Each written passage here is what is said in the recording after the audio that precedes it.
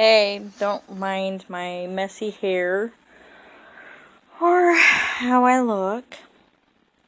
Been just a very painful few months. Just figured I'd talk about some things. Do any of you feel like you're lost? Like, not in, you know where you are, but just lost because of your illness and what you're dealing with and whatnot. I'll give you an example. Like with me, I still feel lost. I'm constantly in pain. I don't sleep well. I'm constantly waking up in pain. But besides all that, okay, so the last time I seen my psychiatrist was back in September. Yeah, long time. Well, okay, I have really bad anxiety being around people, but that's not why I haven't seen her. My anxiety has gotten worse when I leave my home.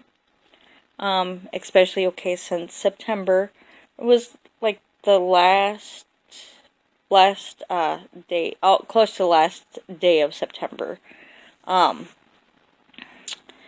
went and seen her, and, well, I almost got left at my appointment.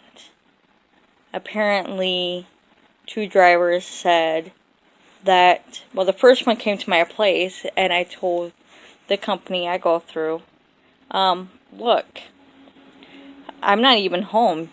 And she said that I'm supposed to tell them when I'm not home and someone else picks me up and takes me to my appointment.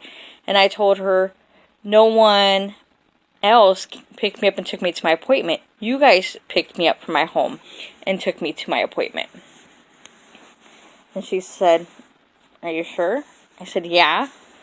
I even had to sign, because they make you sign before you leave. And she goes, okay. So then, I'm at my appointment still, waiting on a ride, and I call back, and she said, well, they were just there, and they said you weren't there. And I said, I haven't left. I was waiting outside, mind you, on my walker. And there's nowhere around to walk to go anywhere. So I was sitting, waiting outside my psychiatrist's building. And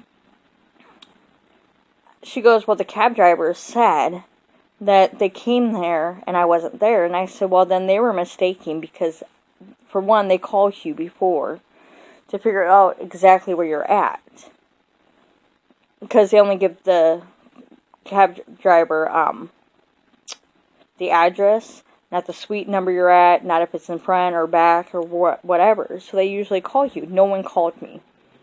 And she said, well, now with the circumstance, they don't know if they're going to be able to give me a ride home. And I said, what do you mean? I haven't moved. It's not my fault that they sat there and said that I wasn't where I was, because I was. And she said, well, I'm going to have to call and see what our procedure is. So you might not have a ride home. And not having anyone else to be able to pick you up. And mind you, my appointment's way too far from my place.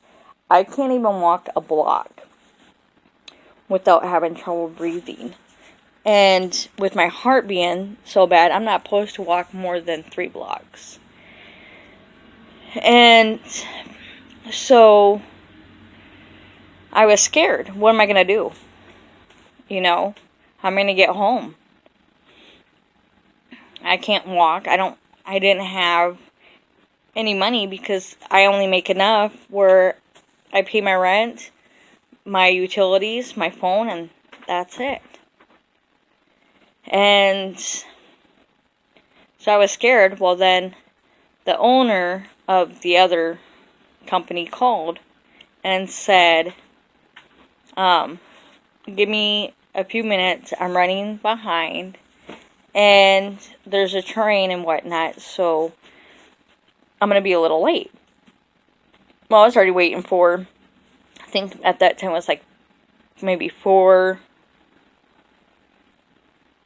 maybe three and a half to 4 hours. And I said, that's fine, as long as, I have a ride home. I'm not worried about it. He showed up, and he said, yeah, you can tell you haven't went anywhere, and there's nowhere for you to go. So I don't know what the deal is. And I told him, I said, you can't imagine how happy I am to see you. I was scared I wouldn't have a way home. I'd be stranded here. I didn't know, I don't have anyone that can just come and get me. And he said he was so sorry, that he knew that I was there the whole time, and I didn't move. So, that being said, now I'm scared to go to my psychiatrist. I've also been in a lot of pain where it hurts to walk and whatnot, but my anxiety, when I go to call to make an appointment, it gets really bad, and I have to call and cancel. And I need to see her to work on my anxiety, my PTSD, my depression. None of that's going to get better without seeing her, so I'm trying to overcome my fears and go see her and just hope for the best.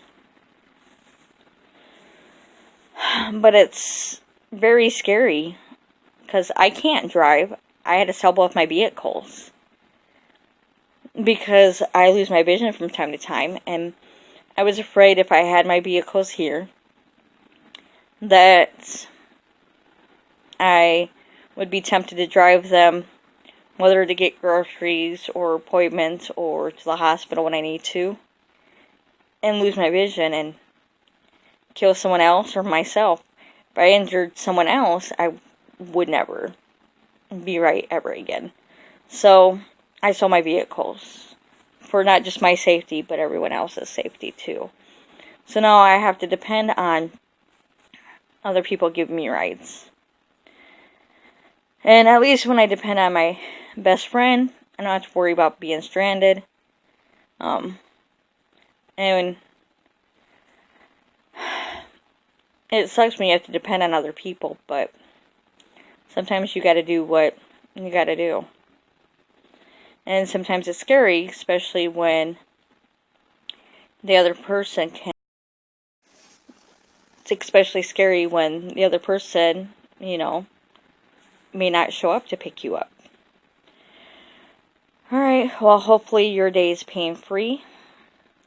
And sarcoidosis patients and lupus, don't forget to get your flu shot and pneumonia shot, because we need it to help protect us. I need to go and get mine too. Alright, hopefully you have a pain-free day. Bye.